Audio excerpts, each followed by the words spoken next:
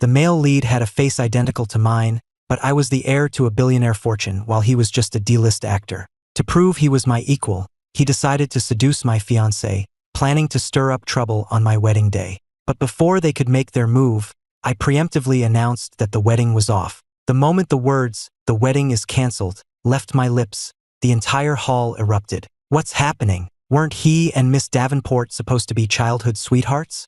I heard they were deeply in love. The Davenports really lost out on all fronts this time. Amidst the murmurs and jeers, Amelia Davenport stormed onto the stage, her face dark with anger, and snapped, "Ethan, do you have any idea what day this is? Have you lost your mind?" The crowd below gasped in shock. Look at that attitude. No wonder he's dumping her. He's the Vance heir, for God's sake. Does Amelia think she's yelling at one of her maids?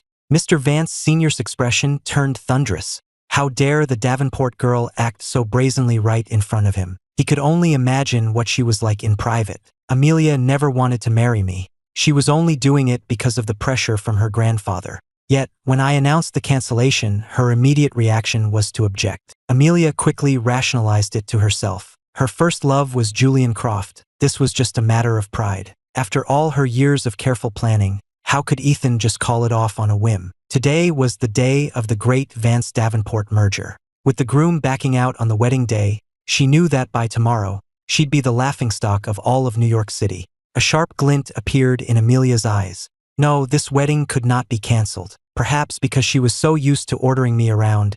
Even now, Amelia's tone was imperious. "Ethan, can you stop this childish tantrum? Today is about our families. Whatever issues you have, we can discuss them after the ceremony is finished." Before I could say a word, Mr. Vance Sr. declared in a voice that carried, "This wedding is over." After he spoke, he patted my back reassuringly, then turned to Amelia, his gaze becoming as sharp as a blade. Amelia was momentarily intimidated by his presence. But then she remembered she wasn't the one who had suddenly called everything off. She was supposed to be the victim here. Shaking off her initial shock, she took the moral high ground, addressing Mr. Vance Sr. as an equal. "Mr. Vance, Ethan is throwing a fit about canceling the wedding. Surely on a day as important as this, you can't just let him do whatever he wants." Her tone clearly implied, "You need to get your grandson under control." Mr. Vance Sr. shot her a look, a chilling frostiness in his weathered eyes. He spoke with immense authority. "My grandson, an heir to the Vance name, has every right to be willful.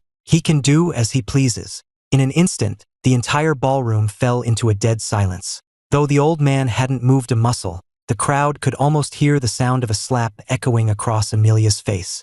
Amelia had lived a charmed life and had never been so publicly humiliated. She couldn't stop herself from demanding, "Mr. Vance, are you declaring war on the Davenport family?" The moment she finished speaking, the sharp crack of a real slap filled the air. Amelia's head snapped to the side. The person who had hit her was her own grandfather. Mr. Davenport Sr. Amelia clutched her cheek in disbelief. "Grandfather!" Mr. Davenport Sr., so furious his mustache trembled, slammed his hand on the table. "You have the nerve to call me grandfather? Apologize to Mr. Vance this instant." Humiliated, tears streamed down Amelia's face. She turned and fled from the ballroom. This shocking turn of events left the guests stunned. Mr. Davenport Sr.'s face was as black as thunder, and the ballroom erupted into chaos. "So, is the wedding on or off? The bride just ran out." "What wedding? The Vance heir wanted to call it off anyway. This works out perfectly for him. So many women were heartbroken when he got engaged. I guess he's back on the market." I stepped up to the microphone to address the crowd. "Thank you all for coming. I regret to inform you that my engagement to Amelia Davenport is officially over. From this day forward, we will go our separate ways." With that, I walked away, bringing the curtain down on what was supposed to be the wedding of the century. After the chaos died down, my grandfather saw that I was calm and smiled, relieved. "Ethan, what made you suddenly decide to call things off with that Davenport girl?" My expression was neutral. "I found out she was seeing someone else. Right before the wedding, she was on a call saying she was only marrying me for the Vance fortune. Once she had your trust, the Davenports planned to take over our company and then get rid of me." This was a half-truth. I hadn't actually overheard the call, but I knew from the past that this was exactly what she would do. My grandfather slammed his fist on the table and raged. "What? That Davenport girl actually said that?" I nodded firmly. "Every word is true. I could have overlooked the cheating, but but I will not tolerate anyone scheming against the Vance family. My grandfather suppressed his fury. Don't worry, Ethan. I will make Amelia Davenport pay for this.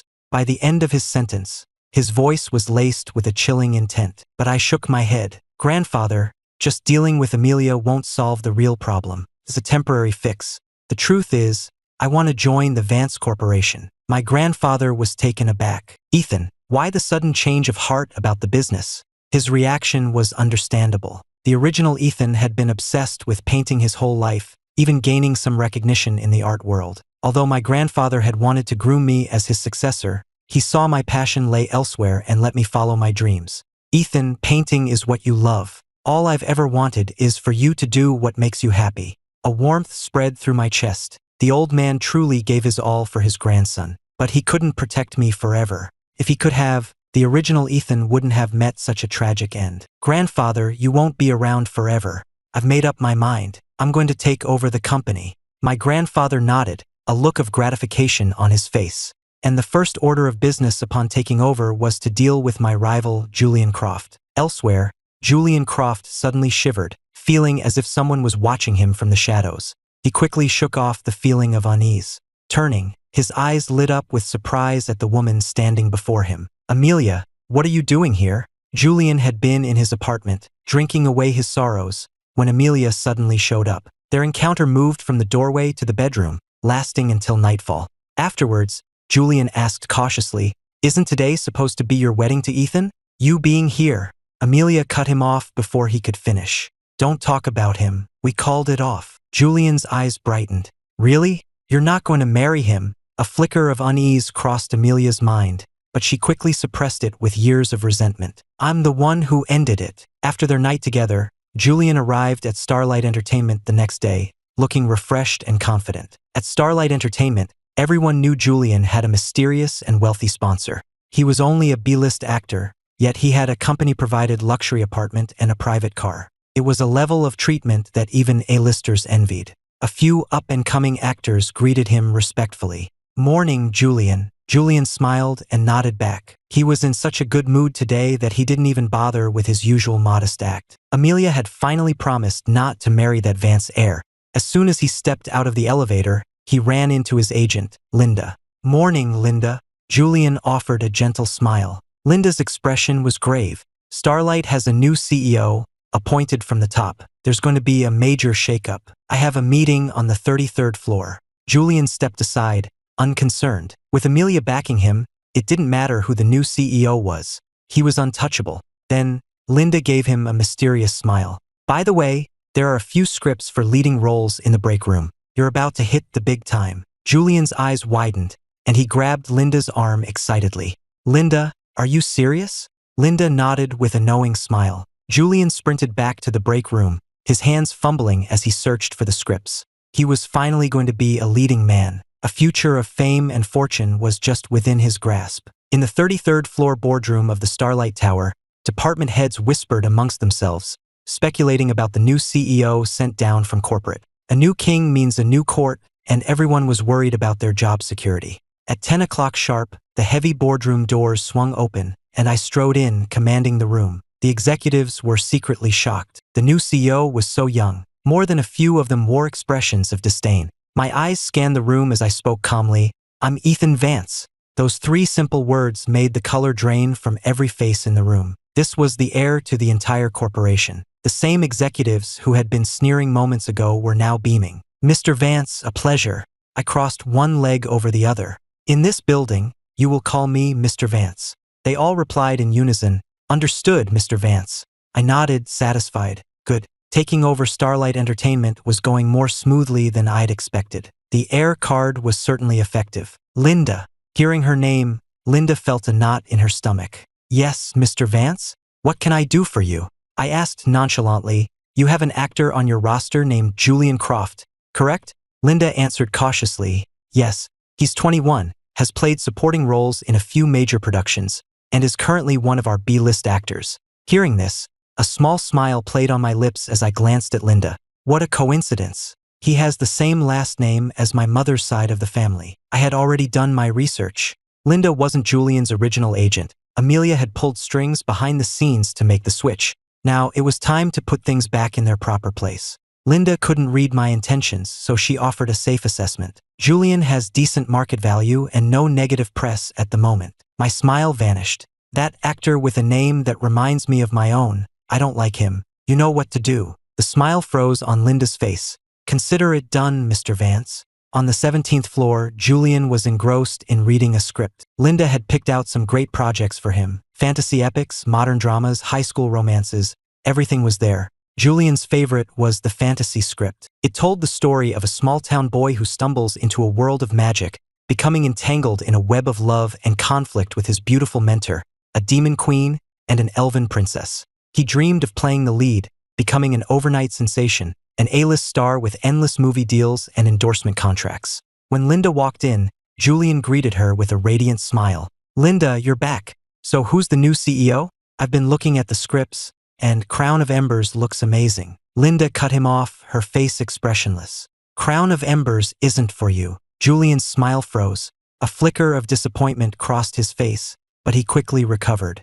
"Okay, well, the high school drama, summer semester, looks good too." Linda cut him off again. "That's not for you either." Julian stared, his eyes wide. "Linda, are you joking?" Linda sneered. "Do I look like I'm joking? As of today, all of your projects are being reassigned to Maya-chan. This is an order, not a negotiation." Julian's voice trembled. "What? You're giving everything to Maya-chan? Why?" Linda tossed back coldly. "You should think long and hard about who you've pissed off recently." The color drained from Julian's face. Could it be? Meanwhile, in the 33rd floor CEO's office, I was lazily spinning in my chair when a voice echoed in my mind. "Redeem Chloe Sterling." A wicked grin spread across my face. "Nice name. You want me to change her fate? Interesting. Let's see just how tragic Chloe's story is this time around." In this timeline, Chloe Sterling was cast as the classic evil supporting character. As a top celebrity, she had a brilliant career ahead of her, but she became a target simply because the male lead, Julian, had a crush on her. Because Amelia was obsessed with Julian, Chloe found herself inexplicably in the crossfire. Under pressure from the Davenport Corporation, Chloe was quickly buried in scandals, losing all her savings and accumulating massive debt. To make matters worse, her critically ill mother, not wanting to be a burden, took herself off life support and died. Devastated by one blow after another, Chloe fell into a deep depression and ultimately took her own life. Meanwhile, Chloe Sterling pulled the brim of her black baseball cap down, stepping out of the Starlight Entertainment building. Her agent had just implied that a wealthy businessman had his eye on her. If she was willing to play the game, she could have her career back. The casting couch was a grim reality of the industry. Her agent tried to coax her, but Chloe walked away without a second glance. Behind her, her agent's voice, thick with frustration and anger, yelled, "Stop acting so pure. After the Davenports are done with you, you'll come crawling back to me." The young woman pressed her pale lips together, clutching a medical bill as she hurried toward the hospital. At the hospital, Chloe pushed open the door to the room. The woman on the bed was pale, but you could still see the beauty she possessed in her youth. "Chloe, you're here." Chloe rushed to her side. "Mom, don't get up. Let me help you." Her mother asked, "Isn't work busy? How do you have time to visit me every day?" Chloe answered vaguely, "Things have calmed down." She didn't want her mother to know about her troubles. They talked for a while until her mother drifted off to sleep. Chloe then quietly slipped out of the room. Just as the door clicked shut, her phone buzzed. A message on a gig finder app popped up. "Art model needed.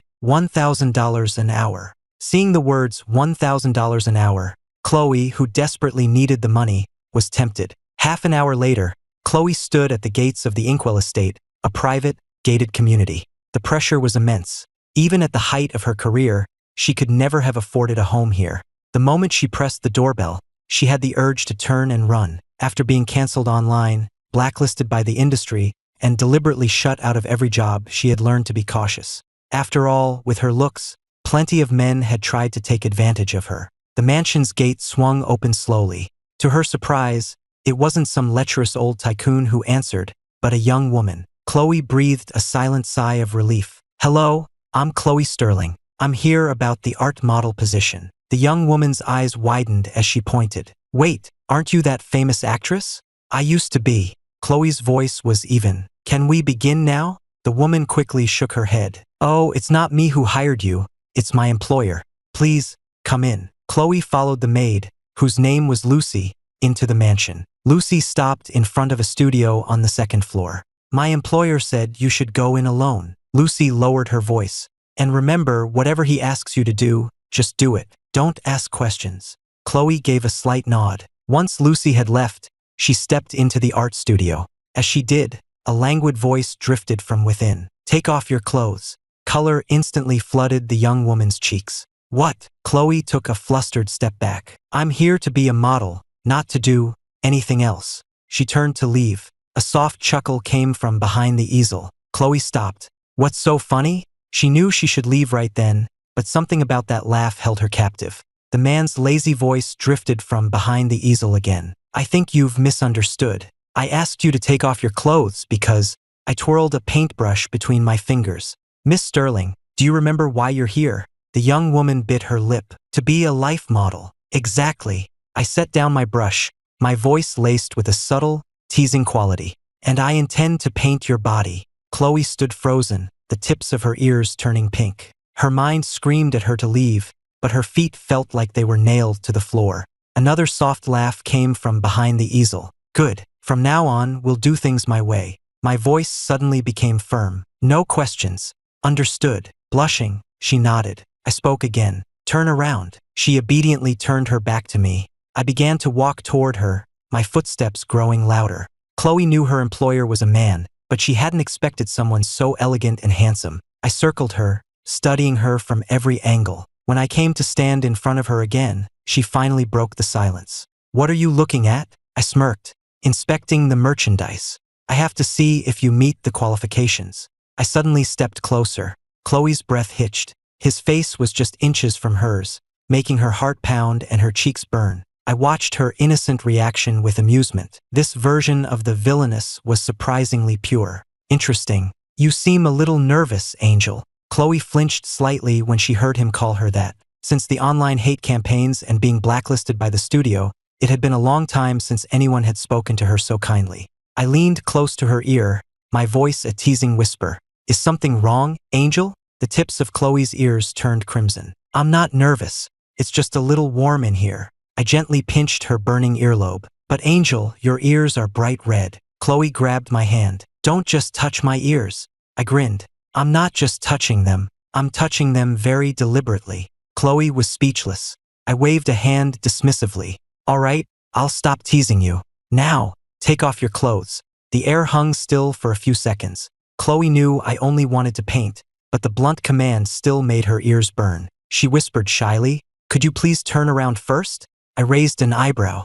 Are you shy, Angel? No. Chloe's voice was soft. I'm just not used to someone watching me undress. I chuckled. And you say you're not shy. If you're this flustered just from a few glances, what will you do when I'm painting you? I'll have to stare at you for hours. Maybe I should help you, just so you can get used to it. Chloe quickly refused. That won't be necessary. I burst out laughing. She still couldn't bring herself to be completely undressed in front of a man. I glanced at the clock. It's 2:45 p.m. You said we agreed on $1,000 an hour. I nodded. Correct. But are you planning on letting me paint you just standing there like that? Her expression clearly said, what else would I do? That won't work at all. For a photo shoot, a photographer would ask you to pose, to smile for the camera. You can't expect me to paint you while you're standing there like a statue. Chloe thought for a moment, then looked at me. What's the theme of the painting? I gave her a wicked smile. Temptation and desire. At those words,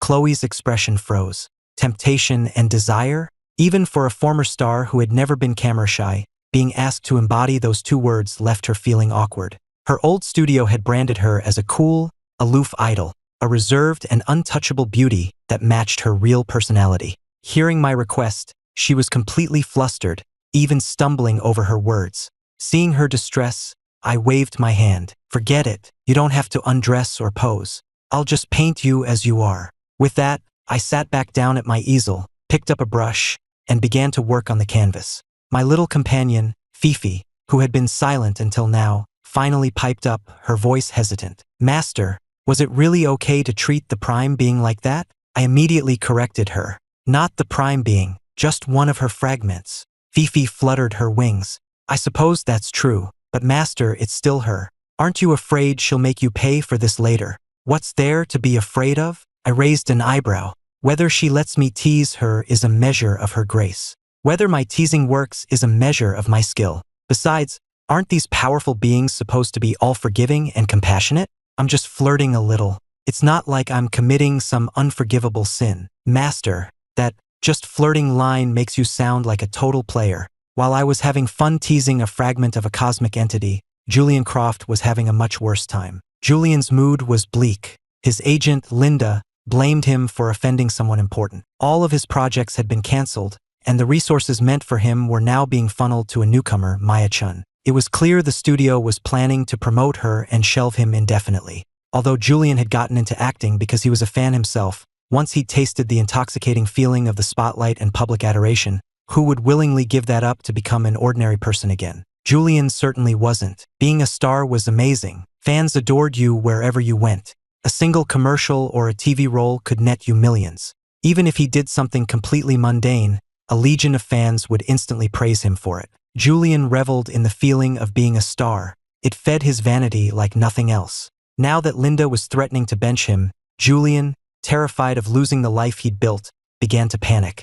The first person he thought to call for help was Amelia. But how could he, an actor who had built his entire brand on being a tough, self-reliant, scrappy underdog, run to Amelia the second he was in trouble? That would make him no different from some kept boy toy. But Amelia could see the unhappiness written all over his face. She was in love with him, so she didn't mind putting in the effort to cheer him up. She booked a private room at an expensive restaurant, ordered a candlelit dinner, and over a glass of wine, all she had to do was ask, "What's wrong?" before Julian poured out the whole story of how Linda had treated him at the studio. Linda said I offended someone important, that the order to blacklist me came from the very top. But Amelia, you know me, I get along with everyone. Who could I have possibly offended? Being an actor is my dream. Is it all about to be ruined? His words subtly deflected any blame, as if he were hinting at something else. Amelia didn't disappoint him. She understood his implication perfectly and responded at once. Julian, you're so kind and innocent. You couldn't possibly offend anyone.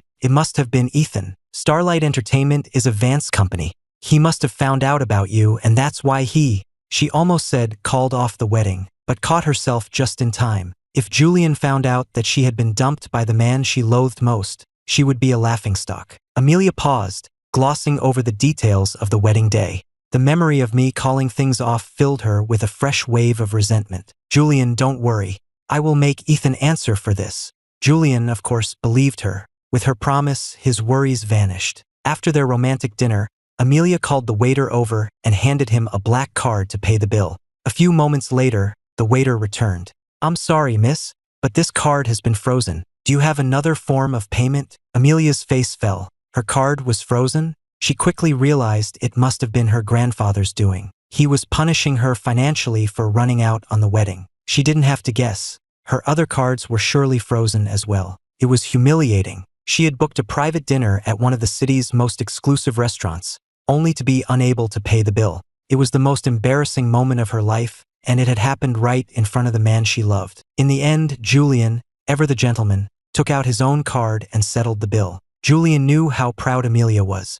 Afraid of upsetting her, he quickly said in a gentle voice, Amelia, this is the first time I've ever gotten to pay for our dinner. Feels really nice. You should let me do it more often, okay? He was smart enough not to ask why her card was frozen, skillfully diffusing the awkwardness of the situation. Sure enough, his words seemed to soothe her, and the color returned to her face. Back at Julian's apartment, Amelia called her grandfather, her first words an accusation. Grandfather, why did you freeze my accounts? Mr. Davenport Sr. let out a cold laugh. After several days of silence, she finally called, but only to demand why he had cut her off. What a wonderful granddaughter she was. He used her full name, his voice slow and deliberate. Amelia, you know exactly why your accounts are frozen. Amelia hesitated, then gripped her phone tighter, her voice rising in anger. I told you I don't love Ethan. You're the one who forced me into this marriage. Her grandfather laughed, a humorless sound. Marrying the Vance heir was a dream for countless women in New York, yet his foolish granddaughter threw it all away for a mere actor. So who do you prefer? That actor? Amelia, don't you forget who you are. Without the Davenport name, you are nothing. I'm giving you 3 days to think this over. Either you go back to Ethan, apologize, and beg him to take you back, or I will seize every asset registered in your name. Financial control was always the patriarch's favorite tool. But Amelia, a spoiled heiress who had never known a day of hardship, replied in a tone colder than his own, "Do whatever you want." Then she hung up. Furious, Mr. Davenport Sr. nearly choked on his rage. He immediately ordered his assistants to begin seizing all of Amelia's assets. And just like that, Amelia became a disowned heiress, cut off from her family and fortune. Far from being put off, Julian was deeply moved. He wrapped his arms around her from behind. "Amelia, I heard everything. You did all of this for me. From now on, please, let me take care of you."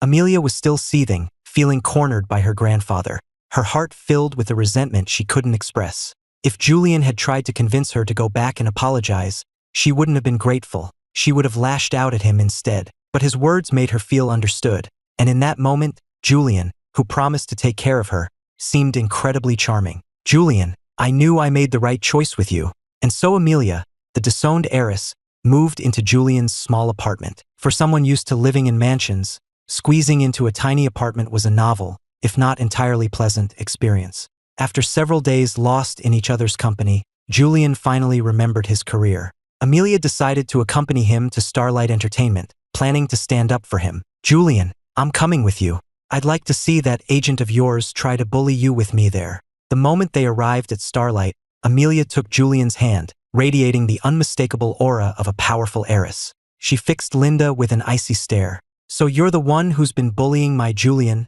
giving his roles to others, and trying to ruin his career?" Linda was shocked and furious. She shot a look at Julian. Amelia's face had been in the business section of the Times. Who didn't know the fiancé of the Vance heir? Linda had always known Julian had a sponsor, but she never imagined it was Amelia Davenport. No wonder Ethan Vance was after him. This idiot Julian was going to get her fired. He'd sleep with anyone. With Amelia by his side, Julian wasn't afraid of Linda. He leaned against Amelia. "Amelia, Linda has actually been very good to me. She's just following orders. Don't blame her." Linda spoke up as well. "Miss Davenport, it's not a matter of bullying. This was an internal company decision." "An internal decision?" Amelia smirked coldly. "Fine. Get your CEO, Mr. Harrison, in here."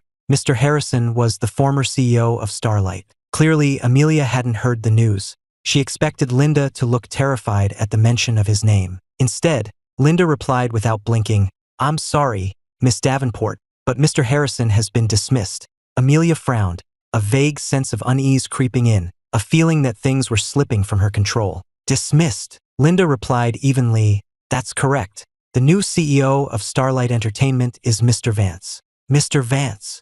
Amelia never imagined that the Mr. Vance Linda was referring to was me. The original Ethan was a quiet, melancholic artist. It was hard to reconcile the image of Ethan Vance, the heir, with Mr. Vance, the CEO. A glint appeared in Linda's eye. She glanced at Amelia and Julian, wrapped around each other, and a desire for revenge sparked within her. Would Miss Davenport like to meet with Mr. Vance? Amelia was here to defend her lover. She couldn't just leave with nothing to show for it. That would be a loss of face. So what if Starlight had a new CEO? The Davenports and the Vances were family friends.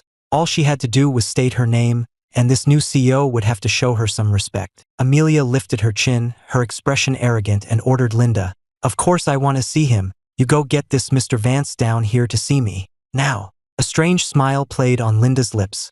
"Of course, Miss Davenport. Please wait a moment while I inform Mr. Vance." Then, right in front of Amelia, she picked up the phone and dialed the extension for the CEO's office. I had known from the moment Amelia and Julian set foot in the building. So, when Linda's call came through, I wasn't surprised. Hearing what Linda said, however, made me laugh. I spoke softly into the receiver. "That's hilarious. Who the hell does Amelia Davenport think she is, that I should go down to see her?" I leaned back in my chair, the picture of nonchalance. Either Amelia can haul herself up to the 33rd floor, or you can have security throw them out of the building. Receiving her orders, the corners of Linda's mouth turned up. She replied respectfully, "Yes, Mr. Vance." Julian was only acting so arrogant because he had Amelia backing him. At the end of the day, it was the Vance Corporation that signed his paychecks. What right did Amelia have to throw her weight around here? It was only because Ethan had been in love with her. When Ethan loved Amelia, she was the future lady of the Vance Empire, and everyone at Starlight had to treat her with respect. But now that he didn't, who was she? Now that Linda knew my stance, She knew exactly what to do. She turned to relay my message to Amelia, a barely concealed sneer on her face. Miss Davenport, Mr. Vance says he's very busy and can't come down. If you wish to see him, you'll have to go up to his office on the 33rd floor. After all, she was still a Davenport. Even if she wasn't going to be Mrs. Vance, she was still far above a simple agent on the social ladder. So Linda softened my words, trying to save Amelia a little face. If she had repeated my exact words, telling her to haul herself up here, Amelia might have had an aneurysm. Even with Linda's softened delivery, Amelia was so incensed that the CEO wouldn't come down to see her, but instead summoned her to the 33rd floor, that she let out a bitter laugh. She laughed, her voice dripping with anger. Did you not tell him who I am? That's right. She still thought this Mr. Vance was someone else entirely. Linda gave her a look that clearly said, "Are you deaf?" and reminded her, "Miss Davenport, I announced your name when I called him. Did you not hear me?" Amelia's cheeks burned. Of course she had heard. The fact that he knew who she was and still dismissed her so casually only fueled her rage. Amelia was not used to being ignored. She sneered, "Fine. I'd like to see just who this Mr. Vance thinks he is." When Amelia, with Julian in tow, arrived on the 33rd floor and pushed open the door to the CEO's office, she froze the moment she saw me sitting inside. I looked at her and smiled. "What's this? Don't you know how to knock? Or is this just a sample of your Davenport manners?" Snapping out of her shock, Amelia frowned. "Ethan, don't you dare lay a hand on Julian." She was so focused on me that she didn't notice Julian freeze at the sound of my name, his eyes wide with shock. He knew Amelia had a fiancé she'd known since childhood, but he never imagined it was the handsome CEO standing before him. The awkwardness of the situation was crushing him. I didn't even bother looking at him, replying to Amelia with a smile. "Miss Davenport, what makes you think I'm bullying your little boy toy?" Amelia stared at me, her face a mask of disbelief. The Ethan who had always been so devoted to her was actually speaking to her like this. She was shocked and humiliated. "Ethan, you?" The words caught in her throat, her anger leaving her speechless. I looked at her mockingly. "Me what?" Seeing his chance, Julian stepped in. "Mr. Vance, how can you treat Amelia like that?" Before he could finish his sentence, I shot him a look. "Since when do you have the right to tell me what to do?" Julian swallowed hard, a sudden wave of fear washing over him. But with Amelia beside him, he figured I wouldn't dare to do anything. Besides, he had to look good in front of Amelia. So Julian forced himself to continue. "Mr. Vance, Amelia is a Davenport, the president of the Davenport Corporation. She's a lady. You can't just disrespect her and insult her like this. It's wrong." I turned to Julian and smiled. "Julian, that's your job. You're the one who needs to flatter and please this woman. I'm different. I can say whatever I want to Amelia, and what can she do about it? That's the difference between you and me." Julian didn't dare to argue. He knew I could ruin him with a single phone call. Seeing her precious boy toy get shut down while defending her, Amelia couldn't stay silent. She glared at me. "Ethan, what are you so smug about? You're nothing without your family name. I came here today to ask you why you're doing this to Julian." Seeing his opening, Julian quickly added, "Mr. Vance, Linda told me you've canceled all my projects. I may not have been born with a silver spoon like you, but even people without money have their pride. If you keep pushing me, when I have nothing left to lose, I'll have no choice but to take you down with me." I glanced at him. "Is that a threat?" Julian pressed on. "The Vance family may be powerful in New York, but you don't control everything, do you?" He looked me straight in the eye as he spoke, as if to remind me that he was a celebrity with a large fan base. If I pushed him too far, he would drag me through the mud with him. I let out a contemptuous laugh. "You're wrong. In New York, the Vance family can do whatever it wants. And let me remind you of something. Even though I'm done with Amelia, before today, she was my fiancée. That makes you nothing more than her boy toy. What do you think your precious fans would do if they found out their idol was a kept man?" At my words, Julian's pupils contracted. Seeing his reaction, Amelia jumped to his defense. "Ethan, that's enough. I never loved you, and I never considered you my fiancé. You have no right to call him a homewrecker." She was protecting him. In the past, words like that would have crushed the old Ethan. A part of her still believed they would. I smiled. "What a coincidence. I don't want to acknowledge it either. But the fact is, the Davenports have profited handsomely from their association with my family over the years. Your denial doesn't matter. To the rest of the world, you're just the woman the Vances cast aside." The moment she heard the words Vance woman, her mind went blank, consumed by rage. Seeing her reaction, I smirked and continued, I am the CEO of this company, and Julian Croft is one of my employees. You know better than anyone how he got his start in this industry. I have no idea where you get the audacity to come in here and make demands. I'm a very busy man. If that's all, you can get out. With that, I pressed the intercom and had my secretary show the two unwelcome guests out. What could they do? They had no choice but to leave. Julian looked lost and dejected. Amelia, I have a 10-year contract with Starlight. Ethan holds my entire career in his hands. He's doing this because he hates me for being with you. What am I going to do? His words gave Amelia pause. Was it really love turned to hate? A sudden realization dawned on her, and with it, a strange sense of confidence. There can be no hate without love. Ethan must still be in love with her. She knew it. How could someone's feelings change so fast? This thought renewed her confidence. She took Julian's hand. Julian, don't worry. I'll handle this. The Fiancée may be powerful, but the Davenports are not to be underestimated. We'll just break your contract. I'll pay the termination fee. The Davenport Corporation has its own media division. It's not as big as Starlight, but if you sign with us, I'll make sure you're treated well. Besides, Ethan is just acting out because he's a spoiled brat. I doubt his grandfather even knows what he's doing. If Mr. Vance Sr. knew, he would never let Ethan get away with this. With that, she immediately called my grandfather. Mr. Vance, Ethan knows nothing about running a company. He's running Starlight into the ground, playing favorites and ruining the careers of talented actors on a whim. A promising young artist is having his future destroyed. Do you really think that's acceptable? My grandfather immediately let out a cold laugh. It's not your place to tell me how to handle my grandson, and this promising young artist wouldn't happen to be that boy toy of yours, Julian Croft, would he? After our previous conversation, my grandfather had had Amelia investigated and knew all about Julian. Amelia didn't know how to respond. She pressed on, Mr. Vance, I'm not being selfish. I'm just worried that Ethan is going to bankrupt Starlight Entertainment. It's one of your family's most profitable assets. I'm only trying to help. My grandfather sneered. We don't need your help. As long as Ethan is happy, I don't care if he runs Starlight into the ground. It's a toy for him to play with. The Vance family can afford the loss. With that, he hung up on her and immediately dialed another number, tearing into Mr. Davenport Sr.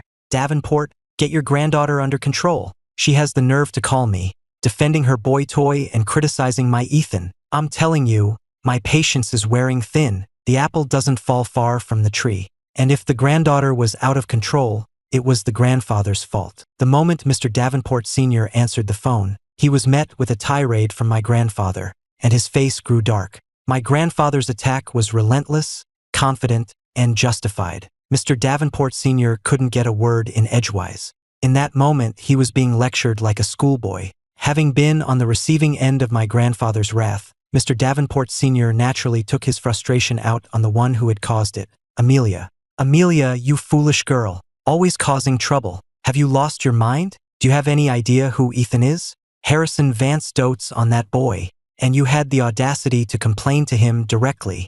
Are you reckless?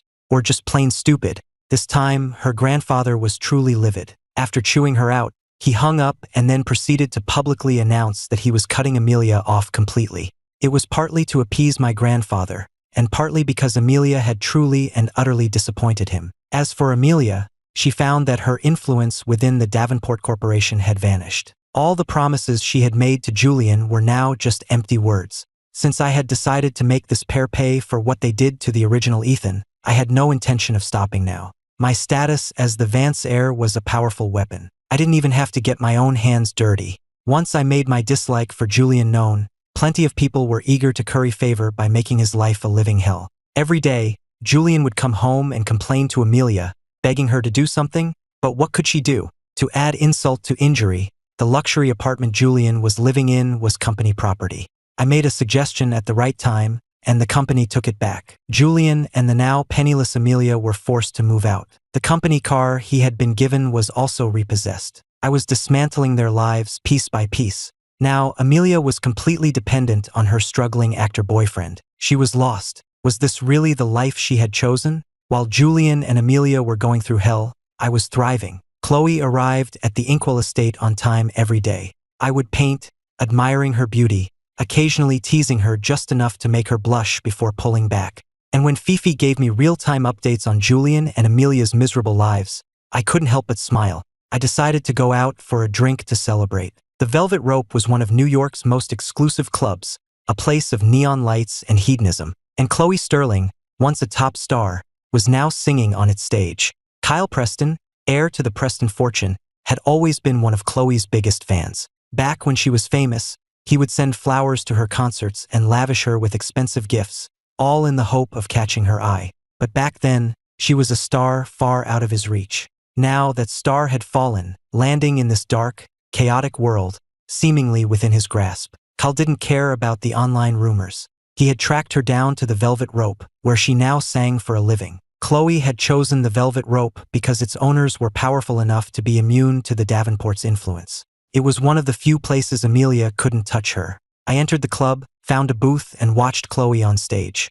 Her expressive eyes and captivating performance drew the attention of many men in the room. They held their drinks, ready to make their move, but before they could get close, several men in black suits and sunglasses materialized, blocking their path. Once the would-be suitors had retreated, the men in black melted back into the shadows as if they had never been there. I acted as if I hadn't noticed a thing, casually swirling the drink in my glass and taking an occasional sip. Chloe only performed at the Velvet Rope on Friday nights. When her set was over, she left the stage. As soon as she stepped off, she was approached by Kyle Preston's men and escorted to his table. "So, have you thought about my offer to be my girlfriend?" Kyle had asked her out more than once, but Chloe had always turned him down. But Kyle Preston was not used to being told no. After being rejected so many times, his patience was wearing thin. Before, when she was a star, he had been just another fan chasing her light. Back then, her aloofness had seemed elegant and refined. But now she was a fallen star.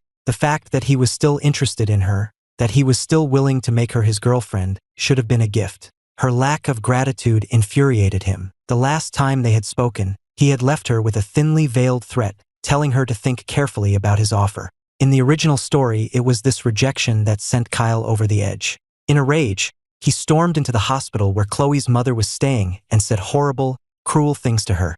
It was only then that her mother learned what Chloe had been going through. The shock caused her to have a relapse, and she was rushed into intensive care. Later, after she was stabilized, not wanting to be a burden on her daughter any longer, she secretly removed her own breathing tube in the middle of the night. The next morning, Chloe woke to find her mother's cold, lifeless body. In a way, Kyle Preston was the final straw that broke her. The poor girl. I couldn't let her suffer that fate again. That's why I was here tonight. Chloe shook her head. "I'm sorry, sir, but I'm focused on my work right now. I'm not interested in dating." Kyle pressed on. "I can give you money," Chloe replied coolly. "I haven't done anything to deserve it." Kyle frowned. "Is there something wrong with me?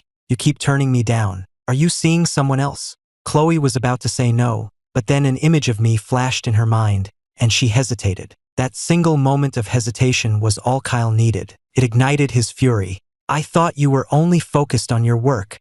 Who is he?" Chloe replied coolly. "I don't see how that's any of your business." Kyle glared at her, his voice low and menacing. "Chloe, you're going to regret this." Chloe ignored his threat and turned to leave, but Kyle and his friends blocked her path. "Chloe, stop right there." One of Kyle's friends, trying to score points, stepped forward. "Chloe, do you still think you're some big shot? Our friend Kyle is interested in you. That's a compliment. You should learn to take it." Chloe turned to walk away, but she had only taken a few steps when she heard Kyle's voice behind her. "Chloe, you have a sick mother, don't you?" She spun around, her beautiful face now a mask of ice, her eyes glinting with a dangerous light. "What are you planning to do?" Kyle smiled. "I've been chasing you for so long, and you keep turning me down for some other guy. You're making me look like a fool. You can't expect to get away with that without paying a price." Chloe's voice was like ice. "Do whatever you want to me, but you will not touch my mother." Her eyes shone with a desperate, dangerous light. If he crossed that line, she would not hesitate to bring him down with her. Kyle was momentarily taken aback by her intensity. "Fine, I won't touch your mother, but if you want to keep her safe, you'll drink every bottle on this table, down to the last drop." The table was covered with dozens of bottles of hard liquor. In the original story, she drank it all, but Kyle didn't keep his promise.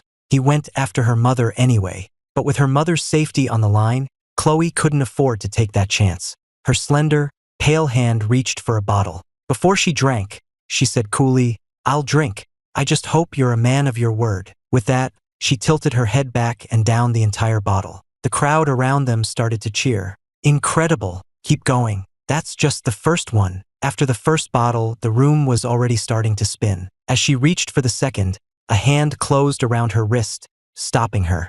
I leaned in and whispered in her ear, "Drinking without me?" Her eyes were glazed over as she murmured my name, "Ethan." I nodded. "Yes, it's me." Then, I gently kissed the lingering taste of liquor from her lips. She looked at me, shocked. "Why did you kiss me?" I smiled. "Because I like you." Then I tilted her chin up. "Do you like me?" Chloe heard her own voice, stripped of its usual coolness and now soft with intoxication, but her answer was firm. "Yes, I've liked you since the first time I saw you." After she said it, she leaned in and kissed me again. Seeing this, Kyle felt like he was losing his mind. This man had appeared out of nowhere, kissing and holding Chloe, and she, the same woman who had always been so cold to him, wasn't resisting at all. In fact, she was kissing him back, telling him she liked him. Kyle's face twisted in a furious snarl. "Who the hell are you?" he screamed. "You dare to steal my woman? You have a death wish." I steadied Chloe, then shot a sidelong glance at Kyle. "And who are you to be shouting at me? I think you're the one with the death wish." Kyle was a spoiled brat who was used to getting his way. This was the first time anyone had ever dared to speak to him like that. He lunged forward, but before he could land a punch, the men in black reappeared. One of them caught his wrist in a grip of steel. I said, my voice calm and even, "Break his arm." I said it with no more emotion than if I had been ordering a coffee. Kyle's eyes widened in terror. "You wouldn't dare. Do you know who I am?" I smiled. "I can assure you I dare." "Do it." My bodyguard acted immediately. A sharp crack echoed through the club, followed by Kyle's agonized scream. Everyone in the vicinity was frozen in shock. "Are you insane?" someone shouted. "That's Kyle Preston. The Preston family will destroy you for this." Kyle, who had never known a moment of real pain in his life, cradled his broken arm, his face pale and twisted. "You're dead," he hissed. "My family will not let you get away with this." I raised an eyebrow, a playful smile on my face. "Good, I'll be waiting." Just then, someone in the crowd recognized me and tried to warn him. "Kyle, shut up. That's Ethan Vance." At the mention of my name, Kyle's hysterical threats died in his throat. His face went rigid. Couldn't be. After learning who I was, even with a broken arm, Kyle didn't dare say another word, let alone think about getting revenge. I successfully escorted the intoxicated Chloe out of the velvet rope and back to the Inkwell estate. The next morning, Chloe woke up in a strange, luxurious bedroom. Just then, I walked in. Chloe spoke first. "Mr. Vance, did you bring me back from the club last night?" I nodded with a smile. "I did. You don't remember any of it, do you?" Chloe's eyelashes fluttered as she stammered. I was drunk." I looked at her. "Then let me refresh your memory. You said you didn't like anyone else, that you liked me the most. You wouldn't let me leave. We even slept in the same bed. Look what you did." With that, I pulled down the collar of my shirt, revealing a bright red bite mark on my collarbone. Chloe's face flushed with embarrassment. She looked away. I'm sorry." I smiled and gently turned her face back toward me. "You're cute when you blush. Don't go back to that club again, okay?" Chloe gave a bitter smile. She didn't want to go back there, but her mother's medical bills were piling up. Chloe bit her lip. "But," I cut her off. "Are you worried about your mother's medical bills? That's an easy fix.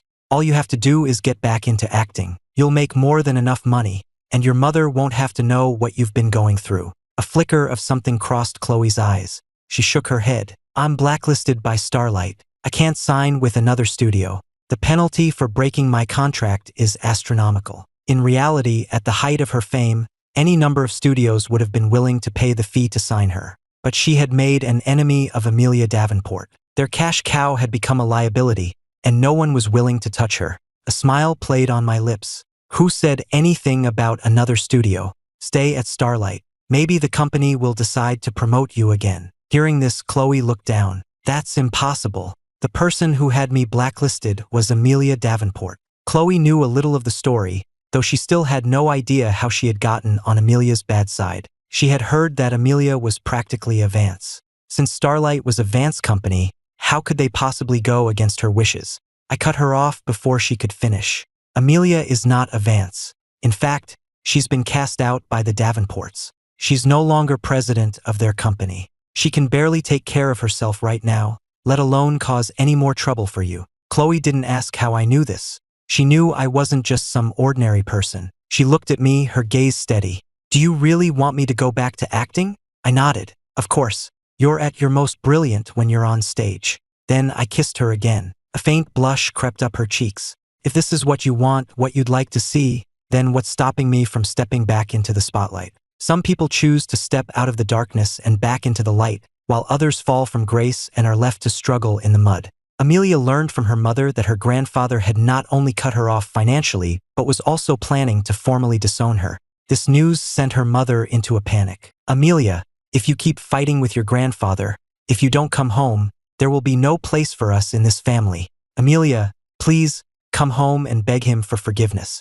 I'm begging you. Her mother's plea was desperate and sincere. Amelia was tired of this life of poverty and humiliation. It wasn't that she didn't want to go back. She just couldn't bear the thought of having to grovel before me. She knew her grandfather would force her to go to the Vance estate and beg for my forgiveness, and that was something she could not bring herself to do. When you've taken someone's affection for granted for so long, you start to believe they're not even worthy of loving you. With this in mind, she turned to Julian. Julian, my mother wants me to go back home and reclaim what's mine. But how can I leave you?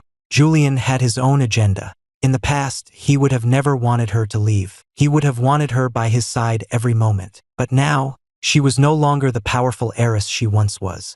Her credit cards were frozen, her properties seized. Her words carried no weight. She couldn't even help him. A fallen heiress was not what he wanted. Realizing this, Julian quickly said, Amelia, you should go. I'll be fine. I love you, and I want what's best for you. As long as I know you're thinking of me, I'll be happy, even if you're not here. With Julian being so understanding, Amelia felt no guilt about returning to her family.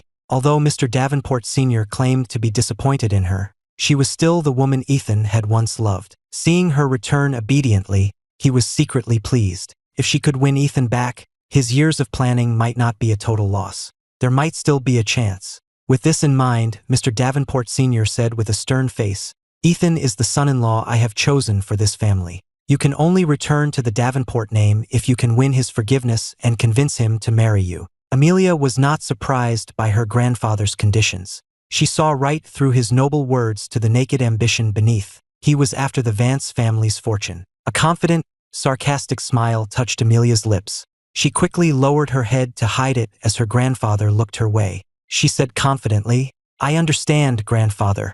Ethan still has feelings for me. It won't be difficult to win him back. Hearing this, the look in her grandfather's eyes softened. He was about to make her a promise when a mocking voice cut in. It came from another woman sitting in the living room, one who bore a slight resemblance to Amelia but carried herself with a completely different air. Ethan Vance is a billionaire's heir. Having his bride run out on their wedding day was a massive public humiliation. I doubt a few sweet words will be enough to fix that. And even if you can win him over, what about his grandfather? Don't you agree, sir? Her grandfather considered this and realized she was right. The words of promise died on his lips. His expression grew cold and distant again. Go and win Ethan back first, he said coolly. Then we'll talk. He didn't even offer her the simplest incentive, like unfreezing her accounts if she succeeded. Amelia had seen her grandfather start to soften, but after just a few words from Jessica Reed, he had hardened again. She shot Jessica a look filled with hatred. Just you wait. Once I have Ethan back and grandfather is on my side again, I will destroy you. Amelia and her mother arrived at the Vance estate. Unlike before, when she had been reluctant to face me, now, with Jessica as a threat, Amelia was almost desperate to see me and win me back. But they were stopped at the door by a maid. I'm sorry, but the young master is still asleep. Please wait. Amelia's mother frowned. It's this late and he's still sleeping? Go and wake him up. She spoke as if she were already his mother-in-law. The maid, Lucy, stared at her as if she were crazy. The young master sleeps as long as he likes. Even Mr. Vance Sr. doesn't disturb him. I think you're overstepping your bounds, Mrs. Davenport. Hearing this, Amelia's mother remembered why they were there and managed to bite her tongue. After Lucy excused herself, worried that I might be taken advantage of, she secretly called my grandfather to let him know the Davenports had arrived. By the time my grandfather got back, I had woken up and come downstairs. I glanced at the mother and daughter and said dryly, We have guests. How lively. Amelia's eyes were immediately fixed on me. Was this Ethan? He seemed more handsome today. Her gaze held a heat that even she didn't seem to notice. Her mother saw the look in her daughter's eyes and felt a surge of hope. There was a chance. She had been worried her daughter would be too proud to humble herself before me. After all, Amelia had never treated me well in the past. It was I who had been foolishly infatuated with her. Now, seeing the way Amelia was looking at me, her mother was sure she would be compliant. She tried to sound friendly. "Ethan, don't say guests. We're all family here. You're my son-in-law after all." I ignored her, walked over to the sofa, greeted my grandfather, and then turned to the maid. "Lucy, get me a coffee." Amelia's mother looked embarrassed, her forced smile faltering. This Ethan was being so disrespectful. She was his future mother-in-law after all. He was acting like a spoiled child, just because he was the Vance heir. But for now, she would have to endure it. My grandfather, sitting on the sofa, glanced at the two of them, his voice heavy. "To what do we owe the pleasure of this visit?" His displeasure was palpable. He made no effort to hide his dislike for Amelia. Amelia's mother trembled under his intense gaze, but as the elder, she couldn't shrink back. She forced herself to speak. "Mr. Vance, about the wedding, our Amelia knows she was wrong. We came today to apologize to Ethan and beg for his forgiveness." My grandfather snorted. "An apology? You humiliated my grandson, and you think a simple apology is enough? You must be dreaming." I spoke calmly. "And how exactly does Miss Davenport plan to apologize?" Amelia clenched her fists, lowered her head, and forced the words out through gritted teeth. "I'm sorry, Ethan. I shouldn't have." Before she could finish, I let out a derisive laugh, as if she'd told a joke. "So that's your apology, Miss Davenport?" My face was a mask of nonchalance, tinged with open mockery. Hearing this, Amelia's mother knew things were going badly. She quickly jumped in to smooth things over. "Ethan, please don't be angry. Amelia is truly sorry. She's just not very good with words. Tell us what you want." She would move heaven and earth for you. She was making a bold promise. I smiled. "Mrs. Davenport, as a woman of your standing, surely you've heard of the concept of penance?" Her mother's face froze. Seeing her hesitation, I pressed on. "Didn't you just say she was here to sincerely apologize? It doesn't seem that way now. Were those just empty words?" Her mother's face was rigid. She forced an awkward laugh. "Of course not. You've misunderstood, Ethan. It's just, for penance, we don't exactly have a bed of nails lying around." I tilted my head, and my next words made Amelia look like she wanted to kill me. "Then let's simplify things. Forget the bed of nails. She can kneel and apologize." Her mother, protective of her daughter, instinctively shot back. "How could you ask for such a thing?" I glanced at her. "Am I, the heir to the Vance fortune, not worthy of such an apology?" My grandfather, who always indulged me, spoke up. "My grandson is worthy of anything. If you're not willing to do this, then you're clearly not sincere. Lucy, show them out." Amelia knew that if she left now, she would never be allowed back in this house. Gritting her teeth, she dropped to her knees before me. "Ethan, I was wrong. Please forgive me." She spoke through the humiliation, then looked up, her eyes burning with a crimson rage. "There. Are you satisfied?" I met her furious gaze with a small smile. Miss Davenport herself on her knees. "That is quite sincere." My grandfather frowned at my words but said nothing. Her mother, seeing an opening, immediately pressed her advantage. "Of course, Ethan. Amelia is truly sorry. So, about the wedding," I waved a dismissive hand. "It's off, of course." Her mother stared in shock. "What? Off?" The frown on my grandfather's face eased slightly. To be honest, he had been worried I might go soft on her. He knew how the old Ethan had felt about her. Thankfully, I hadn't lost my head. I hadn't disappointed him. My grandfather wasn't disappointed, but Amelia and her mother certainly were. Her mother said hurriedly, "No, Ethan, how can you do this? Amelia knelt and apologized to you. How can you just—" I cut her off. "Mrs. Davenport, on that day your daughter, the bride, ran out of her own wedding. While it didn't exactly make me the laughingstock of New York, it was a grave insult to my family's name. Don't you think a little kneeling is warranted?" Hearing this, her mother forced a stiff smile. "It is. It's just that you and Amelia have known each other for so long." I cut her off again. "Mrs. Davenport, whatever feelings there were, they died on that day." Her mother was left completely speechless. Amelia, still kneeling, looked up, her eyes dark with humiliation. "Ethan," she said, her voice cold, "you were the one who called it off first, trying to shift the blame to me? Not a chance." I set down my coffee cup, because right before the wedding, I discovered my fiancé was cheating on me with a boy toy. I think calling things off under those circumstances is pretty understandable, don't you? Hearing this, Amelia pressed on. Are you really so cruel? Are you just going to throw away all our years together? Ethan, I promise you, it will never happen again. Her words made me sick. It wouldn't happen again, because in the original timeline, after she got what she wanted, she had the original Ethan locked away in a mental hospital and married Julian. No chance to cheat then. Thinking of this, I just said, oh, she continued, Ethan, believe me, if you'll just take me back, I'll make you happy. I found that ironic. I smiled, slow and deliberate. But what's to be done, Amelia?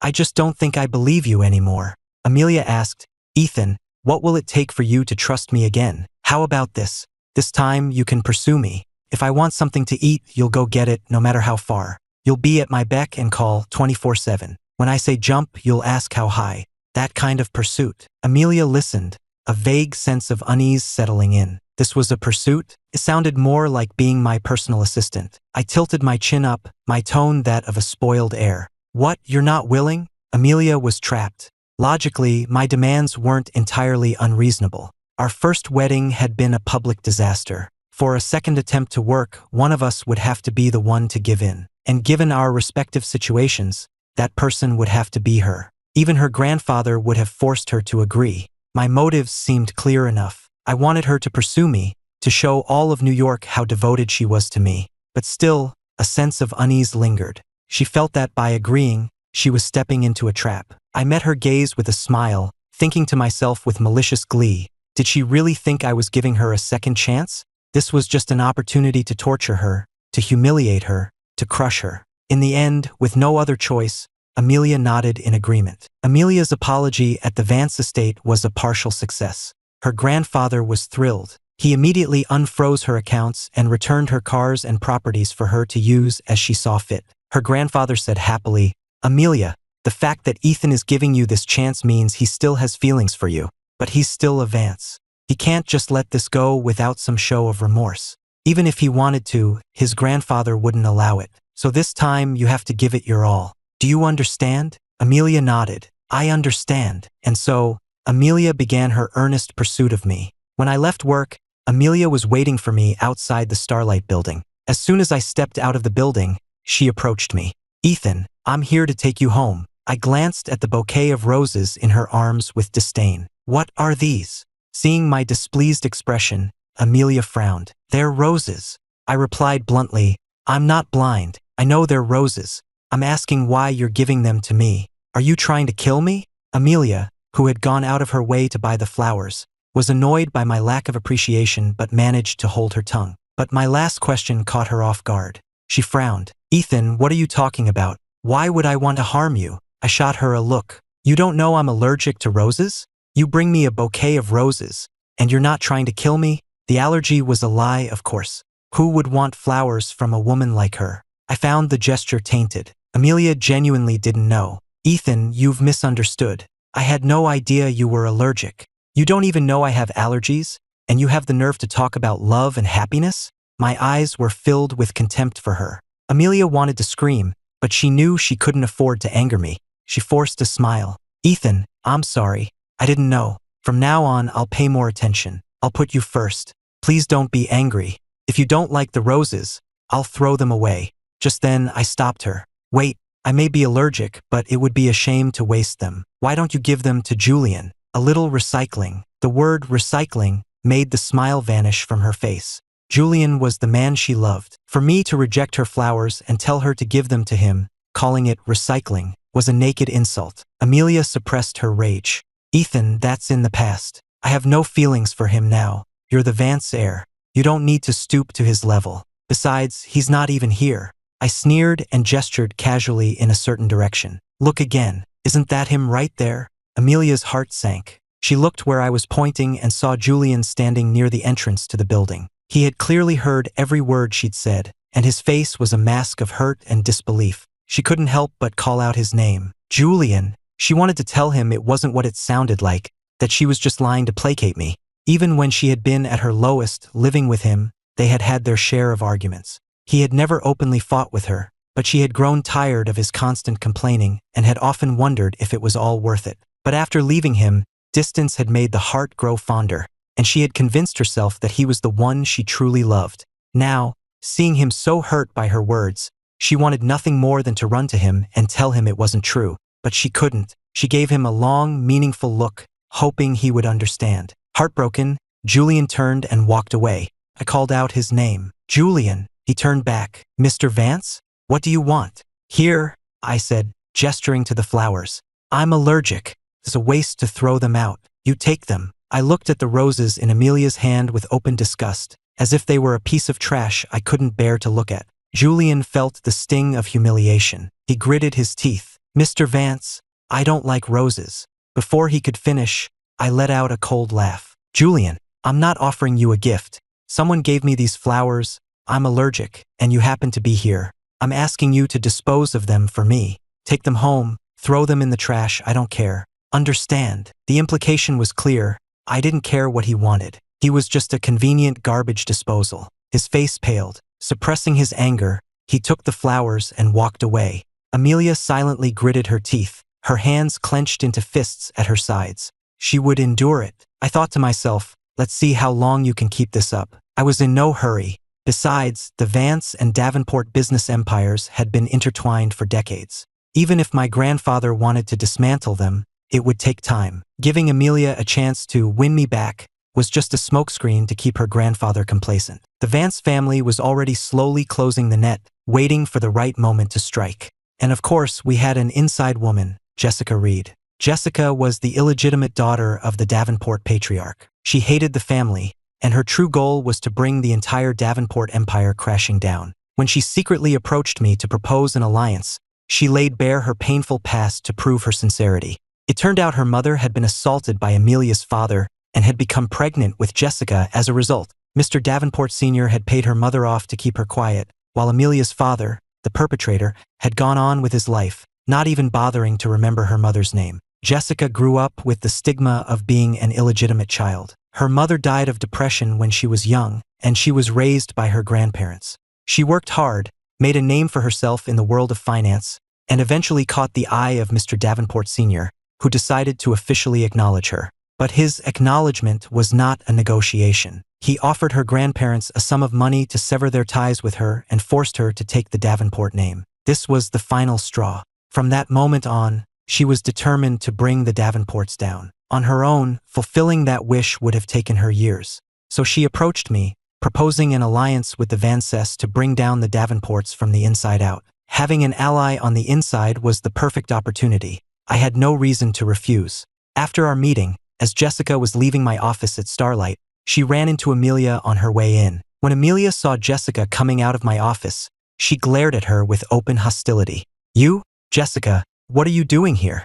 Jessica just smiled coolly. "I'm here on behalf of the Davenport Corporation to discuss a business proposal with Mr. Vance. I don't believe I need to report the details to you." To Amelia, Jessica's words and her calm demeanor were nothing but a blatant display of superiority. It took all of Amelia's self-control not to slap her across the face. When she faced me, however, her temper flared. She demanded bluntly, "Ethan, what was Jessica doing here? Is there something going on between you two?" She might as well have asked if I was sleeping with her. I wasn't angry. I just scoffed. "Amelia, in what capacity are you questioning me? As my fiancée? My wife? I don't think so. Right now, you're just one of many women trying to get my attention. I'm being generous by even letting you hang around. You have no right to meddle in my affairs." Understood. The humiliation was total. The old Amelia, the one I used to spoil, would have stormed out and slammed the door. But now, perhaps she had grown accustomed to my cruelty. She just gritted her teeth and forced out the word, "Understood." I treated Amelia with the cold ruthlessness of an autumn wind, tormenting her whenever the mood struck. But with my sweet Chloe, it was a different story. I was warmer than a spring breeze. I assigned Chloe a new agent and gave a direct order: make her a star again. My subordinates, seeing which way the wind was blowing, immediately drew up a comprehensive plan to restore her reputation and relaunch her career. Chloe was a natural star, a stunning beauty with undeniable talent. Once the slander and false rumors were cleared away, it was easy for her to re-emerge with a fresh image and win back the hearts of the public. Through it all, Chloe remained surprisingly calm. After hitting rock bottom and spending so long in the dark, even a return to the spotlight couldn't elicit the same thrill it once had. From a blacklisted outcast to Starlight's leading lady, Chloe's status at the studio soared. Other actors at the studio now greeted her with a respectful Ms. Sterling, including Julian Croft. With no one backing him anymore, Julian was barely scraping by with bit parts and minor gigs. Chloe's return to the limelight felt like a return to the old days, when he was just a newcomer and she was the biggest star in the industry. Julian once again saw Chloe through the rose-tinted glasses of a fan, and his attentiveness toward Amelia began to wane. Working at the same studio, Julian tried to find ways to get closer to Chloe. When Chloe's new agent found out, she warned her to stay away. That Julian Croft secretly got involved with the former president of the Davenport Corporation, our Mr. Vance's ex-fiancée, and made a powerful enemy. Mr. Vance has blacklisted him, and anyone associated with him will go down too. Julian is probably just trying to use you for publicity, to ride your coattails. Chloe, you have to be careful. Don't let him get what he wants. You've been handpicked by the top brass for a comeback. I don't know why, but you've worked too hard to get here to let someone like him ruin it all. Do you understand? Actors didn't meet with the CEO unless it was for a special reason. Even Chloe had no idea that I was the new head of Starlight. When I gave the order to relaunch Chloe's career, everyone just assumed it was the whim of a spoiled heir, or perhaps that I had a keen eye for talent and couldn't bear to see it wasted. No one suspected there was a personal connection between us. Since we had never been seen together at the studio, there was no reason for anyone to suspect a thing. Chloe listened to her agent, a flicker of understanding in her crystalline eyes. The powerful figure who had blacklisted her was, in fact, Amelia Davenport, and Julian Croft, the man who kept trying to get close to her, had claimed to be her biggest fan. Was there a connection? She was sharp, and she sensed there was more to the story. If her suspicions were correct, the whole situation was absurd. The beautiful young woman pressed her rose-petal lips together. I understand. I'll stay away from Julian from now on. Her agent nodded, satisfied. She was about to say something else when Chloe added, I have a boyfriend. I can't have him getting the wrong idea. At the mention of her boyfriend, her eyes softened and brightened, and a small smile played on her lips. Her agent's jaw dropped. What? Her eyes went wide as she stared at the stunningly beautiful young woman, her voice rising in pitch. You have a boyfriend? The agent quickly covered her mouth, lowering her voice, though her excitement was still palpable. When did this happen? Who is he? Why haven't you ever mentioned this? Don't you know that celebrities in your position aren't supposed to date? Chloe ignored her agent's last question and answered the first two. It was recent, and he's a very handsome man. Her agent ran a hand through her hair in frustration. I can tell just by looking at you that you're head over heels. Chloe didn't deny it. Her agent continued, Chloe, do you have any idea what will happen if your fans find out you're in a relationship? Chloe nodded. I know. I'll lose everything I have now and go back to the way things were. Her agent looked at her with an expression of pure exasperation. You know, and you still. Chloe's eyes were bright and determined. I had nothing before. I was walking alone in a dark abyss. He reached out to me and became the light in my life. He's irreplaceable. Even if I fall back to rock bottom, as long as I have that light, I'll never be in the dark again. I would rather give up everything I have now than let go of his hand. Her agent fell silent. She was new to Chloe's team, but she knew the story of how a top star had been brought down by scandal and lies. She knew about the previous agents who had tried to exploit her, and the fans who had promised to stand by her forever, only to abandon her and join the chorus of haters. Even without having lived it, she could imagine the darkness and despair of that time. If a man had appeared then, cutting through the darkness and offering a ray of light, anyone in her position would have held on and never let go. It was light. It was salvation. The agent wasn't heartless. She didn't force the issue. Instead, she said quietly, then you have to protect him. Dating is hard enough in your position. If he's not in the industry, he could get hurt. The fans can be brutal. Chloe pressed her lips together and nodded. Her agent continued, Starlight is investing in you again because they see your market value.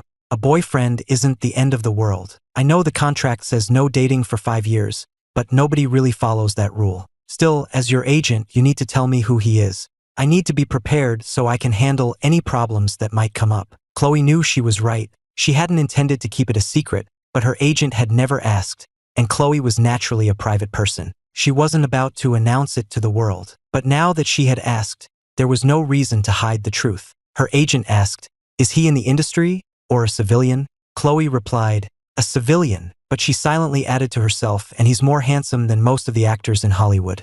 I know most of the people in the industry. A civilian, huh? What's his name? You should bring him by sometime so I can meet him. Chloe's expression immediately turned guarded, as if her agent were trying to steal something precious from her. Why? Her agent was both amused and exasperated. All right, relax. I'm not going to steal him from you. I just need to give him a heads up. He's not in the business, he doesn't know the rules. What if he starts telling people he's your boyfriend? If he says the wrong thing, I'm the one who has to clean up the mess. It's better to warn him beforehand. You make him sound like some kind of troublemaker. Chloe said defensively, Ethan isn't like that. I know you're protective of him, but her agent suddenly caught the name Chloe had used. What did you say? Ethan? Her agent thought of the new CEO of Starlight, the heir to the Vance fortune. Wasn't his name Ethan Vance? Couldn't be a coincidence, could it? But the order to blacklist Chloe had come from Amelia Davenport. Who else but the Vance heir would have the power to defy that order and bring her back? Her agent swallowed hard, shocked by her own suspicion. It seemed impossible, but she had to ask. Chloe, what's your boyfriend's full name? Ethan Vance. Chloe said softly. For the second time that day, her agent felt like she had been struck by lightning. Seeing her agent's expression, Chloe asked, What's wrong? Her agent's voice was filled with unrestrained excitement. You have the nerve to ask me what's wrong? You've been quietly dating the heir to the Vance fortune. Her agent was beaming. Even if she only dated him for a short time, as long as things ended amicably, Chloe's career in Hollywood would be secure for life. The studio must have thought highly of her to assign her to Chloe's team. She never imagined she'd stumble into such a golden opportunity. But Chloe frowned, catching the unfamiliar term. Heir? What heir? Chloe had never asked about my background, and my family had always been very protective of my privacy. The world knew the Vances of New York had an heir, but no one knew his name or what he looked like. There wasn't a single photo of me on the entire internet, not even on Wikipedia.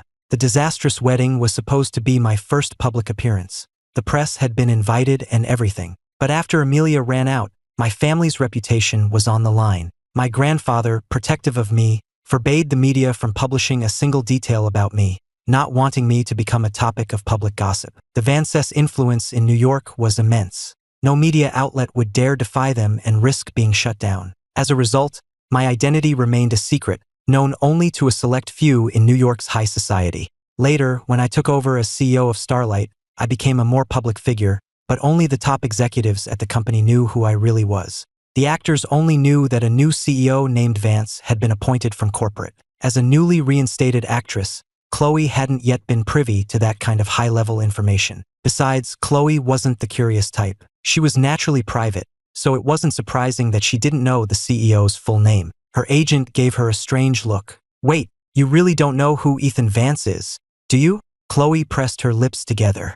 I only know that he's my boyfriend. Her agent swore internally. It seemed her client genuinely had no idea her boyfriend was the Vance heir. She never would have guessed the heir had such unique tastes. Was this some kind of role-playing game for him? Pretending to be a normal guy to date a celebrity? Her agent's eye twitched. She decided to enlighten her client. Ethan Vance, heir to the New York Vance fortune, grandson of the billionaire Harrison Vance, and the new CEO of Starlight Entertainment. Chloe, do you understand who he is now? Do you realize you've hit the jackpot? With him in your corner, you'll be the biggest star in Hollywood. Chloe's expression remained calm, but inside, a storm was brewing. So Ethan was the Vance heir? Did that mean her blacklisting had been lifted, that Starlight was promoting her again, all because of him? Chloe pressed her lips together tightly. A single thought consumed her. I have to see him, right now. The CEO's office was on the 33rd floor, a restricted area for most actors, even a star of Chloe's caliber. But Chloe insisted, so her agent had no choice but to take her up. As they stepped into the elevator, they found Amelia Davenport already inside, also on her way to the 33rd floor. Chloe's mind was completely preoccupied. She didn't even spare Amelia a glance. Amelia, however, recognized Chloe. She had always been jealous of Chloe, because Julian had been such a huge fan. The two of them had never even met in person. You? Amelia sized her up, and even through her critical, prideful gaze, she had to admit that the young woman was stunning, with the unmistakable aura of a star.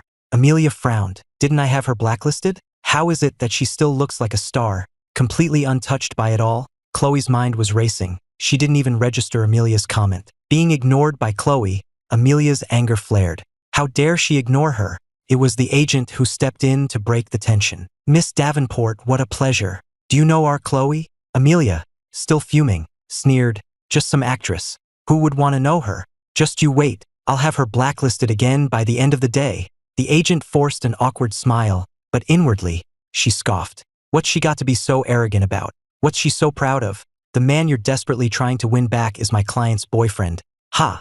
The exchange between her agent and Amelia finally brought Chloe back to the present. Hearing her agent call the woman Miss Davenport, she realized this must be Ethan's ex-fiancée. Chloe's gaze shifted, and she sized Amelia up. After concluding that she was both prettier and had a better figure, she felt a sense of relief. When they reached the 33rd floor, Amelia strode out of the elevator first, with Chloe and her agent following calmly behind. Her agent lowered her voice. Don't worry.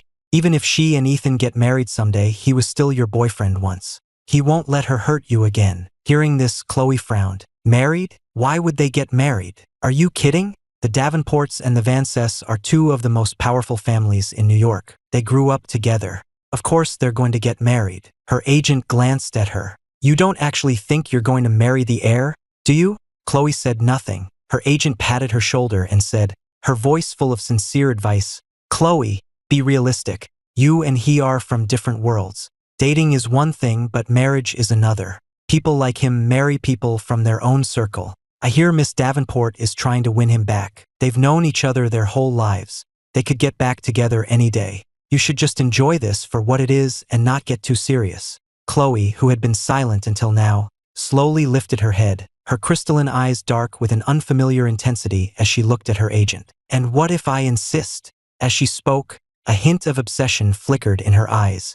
The cool, composed woman was finally showing a possessive streak. Her agent's eyes widened in alarm. Chloe, what are you planning to do? Don't do anything rash. Leaving her agent's frantic cries behind, she strode to the door of the CEO's office and pushed it open. Amelia, who had been speaking to me, turned as the door opened. Seeing Chloe, she frowned in annoyance. What are you doing in here? Don't you know how to knock? This is not a place for actors. Amelia spoke as if she owned the place, ordering Chloe to leave. When I saw Chloe suddenly appear on the 33rd floor, a flicker of surprise crossed my face, but I quickly suppressed it. I knew she must have found out who I really was. I had never tried to hide it, so I had nothing to feel guilty about. Amelia spoke, but I remained silent, wanting to see how Chloe would react. Chloe replied to Amelia, her voice cool and even. If this isn't a place for an actor, is it a place for you to come and go as you please, Miss Davenport? She looked directly at Amelia, her gaze cool and detached, but the words that followed were a clear and deliberate challenge. As I understand it, you no longer hold a position at your family's company, so you can't be here on business.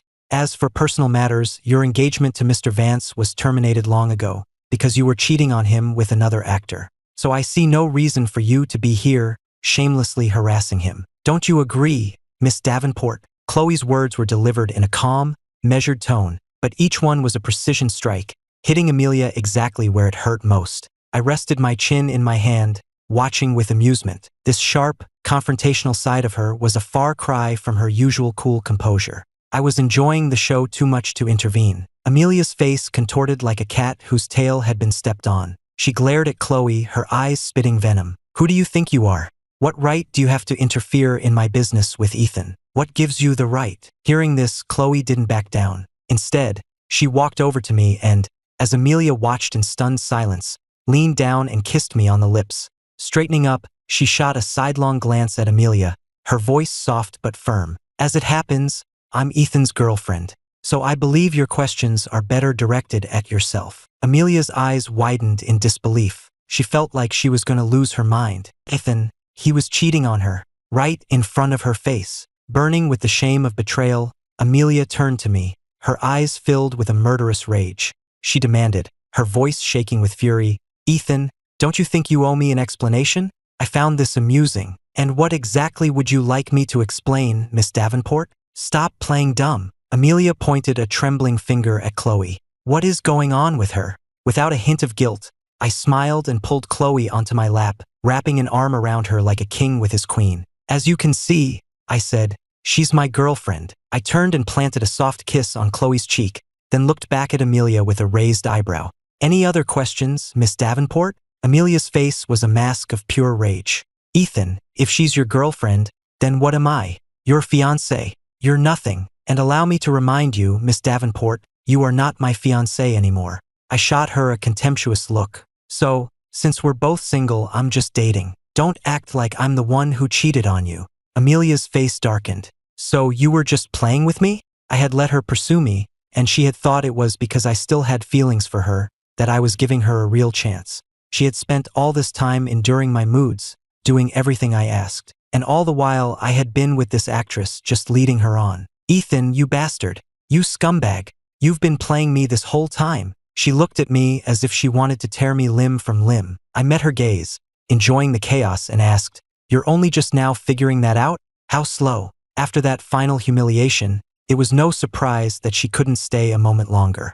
Amelia stormed out, slamming the door behind her. In the CEO's office on the 33rd floor, Chloe and I were finally alone. The chair wasn't exactly built for two. Chloe had acted on impulse, putting on that display for Amelia's benefit. Now, in the cold, formal atmosphere of the office, it was just the two of us. Sitting so close to me, she suddenly seemed uncomfortable. She started to get up, flustered, but I gently pulled her back down onto my lap. I smiled. "Are you angry with me, Angel?" She whispered, "No," and as she instinctively turned her head, her lips brushed against mine. Chloe froze, clearly not expecting that to happen. She held her breath, completely still. With my lips still touching hers, I smiled. "Angel, what a wonderful accident, right? Don't be angry." Chloe looked away. "No, I've never been angry with you. I couldn't be." "Really?" I gently took her face in my hands and turned it toward me, making her meet my eyes. "You're really not angry that I didn't tell you who I was?" "I'm not angry," she answered in a low, firm voice. "I never asked." She looked me straight in the eye and said softly, "So you weren't hiding anything?" A wave of pleasure washed over me.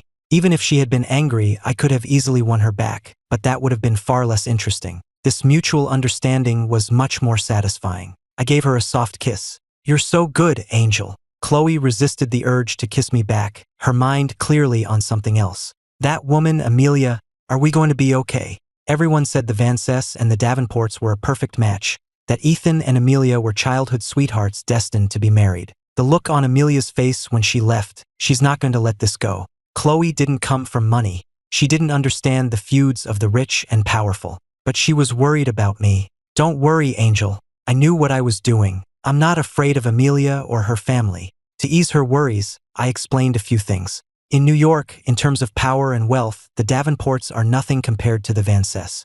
They owe much of their success to us. Taking them down might have been complicated, but now, there's someone inside their company, someone her grandfather would never suspect, who wants to see them fall even more than I do. With her help, it will be effortless. After I finished, Chloe pressed her lips together. "Good." She was relieved. I asked slowly, "Don't you hate Amelia? You know she's the one who did all those things to you, right?" "Hate? Not really." Love and hate were precious emotions, and she wouldn't waste them on someone as insignificant as Amelia. She was, however, curious about one thing. "Why did she target me?"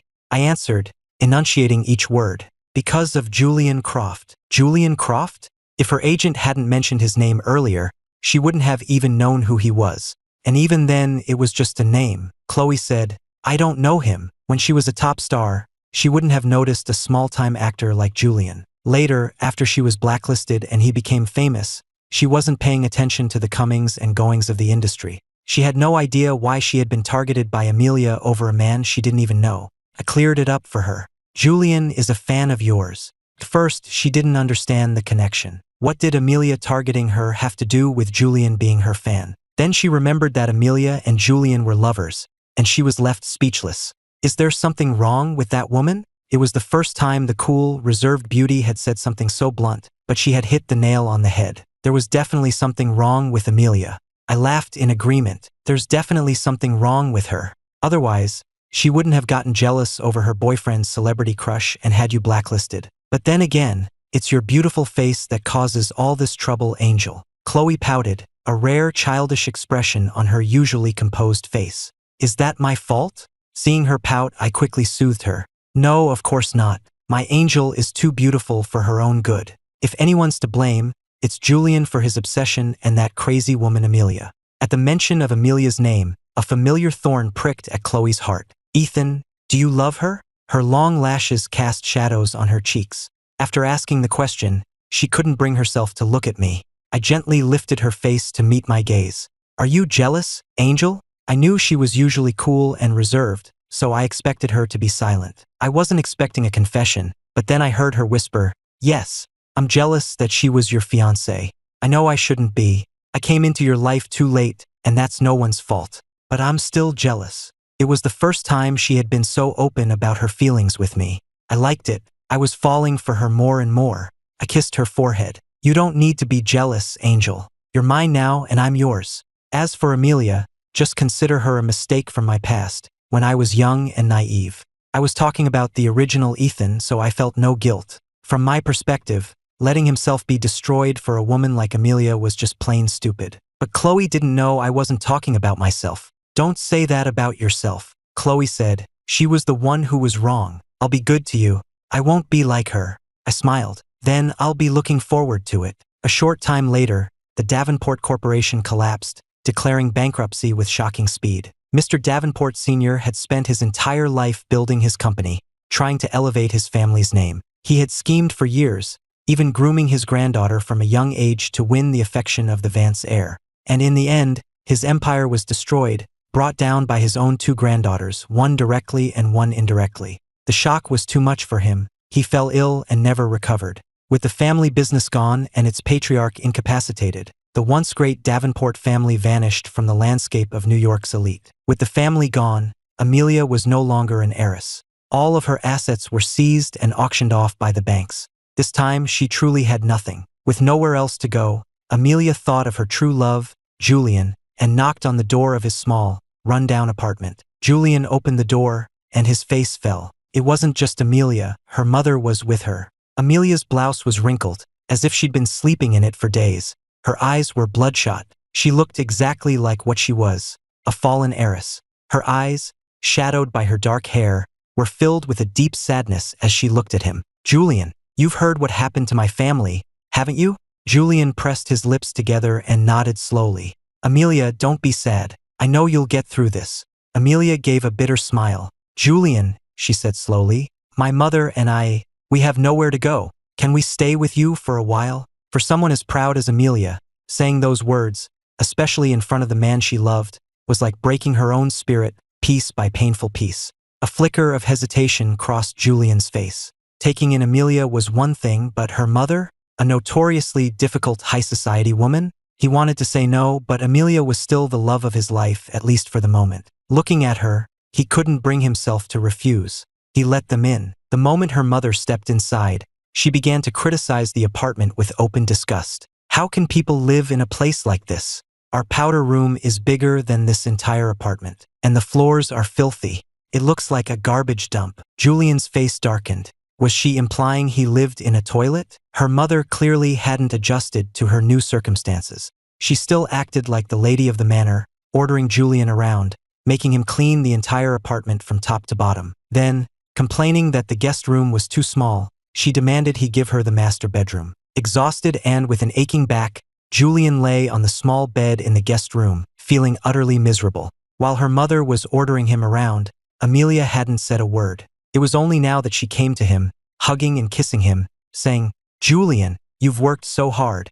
That's just how my mother is. Please don't mind her. Just try to be patient. Neither Amelia nor her mother seemed to have any awareness that they were imposing. In their minds, Julian was going to marry Amelia, which would make her mother his mother-in-law. And a son-in-law was expected to be patient with his mother-in-law. As she ordered him around, her mother thought to herself, if our family hadn't gone bankrupt, if I had anywhere else to go, I would never accept this man as my son-in-law.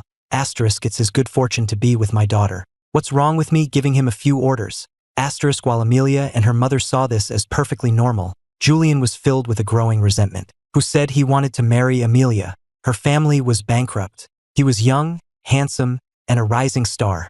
He didn't have to tie his future to her. Amelia, proud and ambitious, was determined to restore her family's fortune. She convinced Julian to invest his life savings in a business venture, which promptly failed, losing everything he had. Not only did she have no intention of repaying him, she even asked for more, promising that this time, she would succeed. When it came to money, Julian's romantic illusions shattered. There was no way he was going to give her the last of his savings for another gamble. He tried to reason with her, even though he knew she wouldn't like it. Amelia, the Fiancés are determined to keep you down. They'll never let you succeed. Maybe you should just try to find a regular job. After a huge fight with Julian, Amelia seemed to give up on her dreams of rebuilding her family's empire and started looking for work. With her Ivy League finance degree, finding a good job in New York should have been easy. The Fiancés wouldn't go so far as to prevent her from getting any job at all. That would just create a scandal. But while her resume was impressive, she was only applying for CEO positions.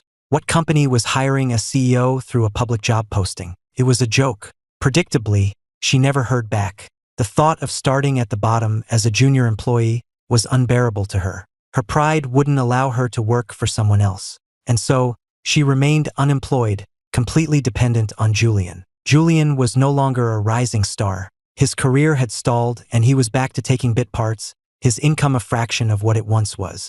Amelia and her mother, especially her mother, were used to a life of luxury and made no effort to curb their spending. Her mother, still considering herself Julian's future mother-in-law, felt entitled to his money. If their family hadn't gone bankrupt, a man like him would never have even been allowed through their front door. The fact that he now had the privilege of supporting her was an honor he should be grateful for. With this sense of superiority, her mother looked down on Julian while simultaneously demanding money from him for endless shopping sprees. While not the life she was used to, it was still a life of luxury he couldn't afford. Julian had no choice but to grit his teeth and take whatever acting work he could find. Unable to land any decent roles, he found himself typecast as the villain. Over time, he became known for it. In stark contrast to Julian's struggling career, Chloe's was flourishing. In just one short year, she had reclaimed her spot at the top, becoming more famous and beloved than ever before. He had seen her once from a distance at the Starlight headquarters.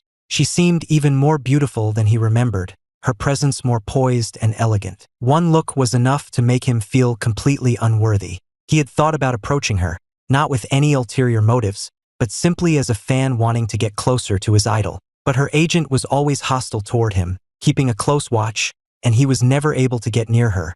There was a time when he had been so close, and now, even speaking a single word to her felt like an impossible dream. All he could do was watch her on television, buy her posters, and listen to her albums. With Amelia and her mother living in his apartment, his fanboy activities did not go unnoticed. Even back when she was the powerful president of her family's company, Amelia had been jealous of his admiration for Chloe, even though it was just a fan's crush. Now, stripped of her status and wealth, seeing him bring home posters and albums of another woman was a sharp sting to her fragile pride. Julian, what is this? You're in love with her, aren't you? Just because my family is bankrupt and I have nothing, you're just going to leave me for someone else. Before, when she was jealous, she could have ruined Chloe's career with a single phone call. Now all she could do was scream, Julian, I'm telling you, it's useless. You think she made a comeback on her own? After I had her blacklisted? It's because she's sleeping with Ethan, my former fiancé. She now hated me with a passion, spitting out my name as if it were a curse. Julian was stunned into silence. If Chloe was the untouchable ideal in his heart, then I was, without a doubt, the man he despised most in the world. When he was Amelia's secret lover, I was her fiancé, forcing him into the shadows. And then I had single-handedly destroyed his career. So, to hear that the man he hated most was now involved with the woman he idolized, his perfect goddess, it was too much. He snapped. Impossible. You're lying. He shook his head, a hysterical edge to his voice. By now, Amelia and Julian were sick of the sight of each other. Seeing him like this didn't surprise her. After a moment of shock at his outburst, she sneered. Lying? I saw it with my own eyes. Your precious idol is all over him, fawning like a lovesick puppy. Julian's world was collapsing around him. He slapped Amelia across the face, screamed at her to get out, and then ran out of the apartment himself, his face buried in his hands. Once outside, he realized he had nowhere to go. He ended up in a bar, ordering the strongest drink on the menu and trying to drown his sorrows. The next morning, he woke up with a pounding hangover in a strange woman's bed. He felt like he'd been struck by lightning. The woman was in her 40s. She recognized him and cooed, I've had my eye on you for a long time. Don't worry, I'll take good care of you. Despite his fading fame, as a boy toy, Julian was still prime material, young, handsome, and fresh. The man I had watching them reported back to me with the whole story. The fight over Chloe, Julian storming out to a bar, and him being picked up by a wealthy, middle-aged woman who took him home. I later heard that he became the woman's secret lover for a while, all while still being entangled with Amelia. The woman treated him well enough. In exchange for his company, she gave him a generous allowance and even used her connections to get him a few roles. For a while, it seemed like his career was back on track. He was no longer stuck playing villains, and his popularity began to rise again. But the good times didn't last. His benefactor was married. Her husband found out, and without a second thought, he had Julian beaten senseless. Julian's budding comeback came to a screeching halt. The other man in an affair is never a sympathetic character. Amelia, of course, could not forgive his betrayal. She slapped him, her eyes bloodshot with rage, and screamed, "Julian, I gave up Ethan Vance for you, and this is how you repay me? You cheat on me with some old hag? Are you disgusting? If it weren't for you, I wouldn't be in this mess. If it weren't for you, I would be Mrs. Ethan Vance right now. The entire Vance fortune would have been mine. You deserve to die, Julian." At this point, Julian had little shame left. He was sick of Amelia and her constant demands for money. He shot back, his voice dripping with sarcasm. "For you, Amelia? You did it for yourself. You were the one who couldn't stand being second fiddle to Ethan Vance. You couldn't stand the thought of having to please him, but you couldn't defy your grandfather, so you used me. I was just your excuse, your true love, to justify your rebellion. And don't you dare blame me for your family's downfall. Your grandfather got greedy. He tried to use you to take over the Vance fortune, and they crushed him for it. Even without me, your family's dirty dealings would have caught up with them eventually. Shut up, shut up, shut up." Amelia lunged at him, her hands closing around his throat, her eyes wild with a crazed fury. Choking, his face turning purple, Julian's hand fumbled for something, anything, and he swung it with all his might, hitting her hard in the side of the head. A stream of dark red blood trickled down from her temple. Julian Croft, former B-list actor, was arrested for assault. Amelia Davenport, fallen heiress, was left in a coma. To save himself from being strangled, he had grabbed an ashtray and hit her over the head. Her mother, returning from a shopping trip, found her daughter lying unconscious in a pool of blood and immediately called the police. Julian was arrested on charges of assault with a deadly weapon. Amelia remained in a coma. Because he was already in the tabloids for the affair, the story blew up. Otherwise, a washed-up actor like him would never have made headlines again. After the fall of the Davenport Corporation, Jessica had changed her last name back to Reed. She was a business prodigy in her own right, and she had started her own successful company, which now did business with the Vance Corporation. I hadn't been paying much attention to them anymore. I heard the news from Jessica. I slowly swiveled in my chair and smiled. "Well then, congratulations on your revenge, Ms. Reed." After the bankruptcy, Mr. Davenport Sr.'s health had declined rapidly, and he passed away not long after. Amelia was still in a coma, and it was likely she would remain in a vegetative state for the rest of her life. Jessica hated the Davenports. I'm sure she was pleased with this outcome. Jessica smiled. "The feeling is mutual. The Davenports have been plotting against your family for over a decade. Amelia cheated on you while waving the banner of true love. Seeing them turn on each other like this, I imagine you must be quite satisfied, Mr. Vance." I smiled, stood, and shook her hand. "Indeed, the feeling is mutual." Just then, the door opened, and Chloe walked in. She saw me shaking hands with Jessica, and though she said nothing, her lips tightened, and a shadow crossed her eyes. I calmly withdrew my hand. It was just a business formality. Seeing Chloe, Jessica quickly took her leave. "You have a guest, Mr. Vance. I'll see myself out." And with that, she was gone. I sat behind my desk and beckoned to Chloe. "Come here, Angel." Even though she knew it was just a handshake, seeing another woman's hand in mine still bothered her. Hearing my voice, she pressed her lips together and came over to the desk. I pulled her onto my lap, gently tilting her chin up to study her expression. I smiled. "What's wrong? You don't seem happy, Angel." Chloe asked. "Who was that?" "A business partner," I explained. "Jessica and I had worked together to bring down the Davenports.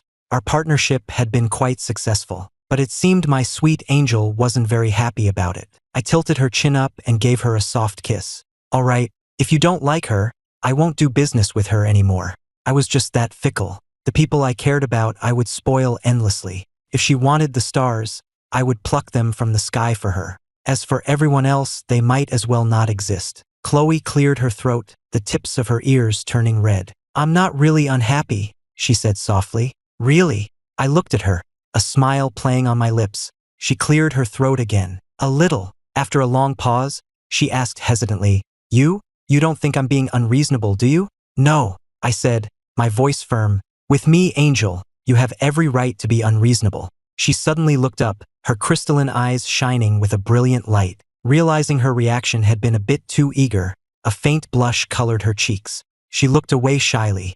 My concert is in a few weeks, she said softly. Will you come? I smiled. Of course. The concert was being held at Madison Square Garden, with a capacity of over 20,000. Chloe had the organizers save me the best seat in the house. That night, I picked up a light stick at the entrance, held up a sign that read, Marry me, Chloe, and took my seat in the front row. The air was filled with the screams of fans, the roar of the crowd, and the thumping bass of the music. And there she was, on stage, bathed in a brilliant light. I smiled. With me, she was always sweet and shy. This was the first time I had seen her on stage, so confident and cool. The energy in the arena was electric, the music so loud it felt like it could tear the roof off the place. As the 2-hour show drew to a close, the high-energy music faded, replaced by the soft, gentle notes of a piano. She sat down at the grand piano, every movement graceful and elegant. She began to play Fur Elise. The entire stadium fell silent, every eye fixed on the young woman at the piano. She was the center of the universe. Along with thousands of fans, I listened to the final piece of the concert. When the final note faded, the crowd remained captivated. The fans erupted in cheers, waving their signs and light sticks, chanting her name. Chloe raised a single finger to her lips. Shoo! Within seconds, the entire arena was silent. She rose from the piano, and her clear voice, amplified by the microphone on her collar, filled the stadium. Thank you all for coming tonight. I once fell into a very dark place. I was all alone, and I couldn't see any light. I never thought I would stand on a stage like this again, under these lights. With that, she bowed deeply to each side of the stadium, her movements solemn and sincere. The already emotional fans, seeing this, covered their mouths, tears streaming down their faces.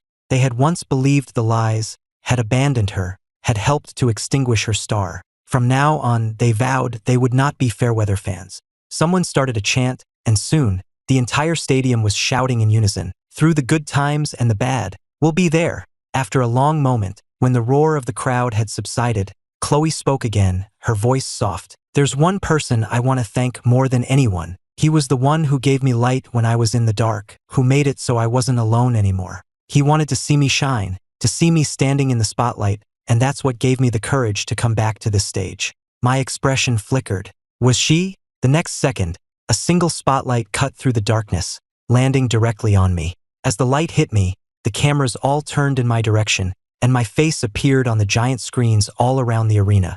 A murmur went through the crowd. Who is that? He's so handsome. Could that be the person she was talking about? She stood on the stage, her gaze finding mine across the sea of people and the dazzling lights. Her voice, clear and gentle, carried through the arena. Ethan, you are the person I am most grateful for in this life, the person I love most, the person I want to spend the rest of my life with. I've been trying to think of the perfect way to propose, something grand enough to be worthy of you. And I decided to do it tonight because this moment of triumph, I want to share it with you. For any other celebrity, announcing a relationship, let alone a proposal, at their own concert would have been met with outrage from their fans. But Chloe was different. She had been planning this for a long time. I knew when I started my comeback that my fans might not accept this, that I might lose them all. But if you feel the same way I do, will you come to me? She walked to the edge of the stage and paused, a soft smile on her lips. If this is too sudden, if you can't answer me right now, that's okay. I've already decided that you're the one for me. I'll ask you 100 times if I have to. As long as you say yes once, that will be enough for a lifetime. The sudden proposal caught the fans completely by surprise. But as the fans who had abandoned her at her lowest point, who had left her to fend for herself in the darkness, they had no right to object to the person who had saved her. And so, the fans began to chant, "Say yes! Say yes!" A top celebrity proposing to her boyfriend at her own concert, with the fans cheering her on. It was a first for Hollywood. A smile touched my lips. Under the gaze of thousands, I slowly rose to my feet. Seeing me move, a brilliant light shone in Chloe's nervous eyes. The crowd parted, creating a path for me to the stage.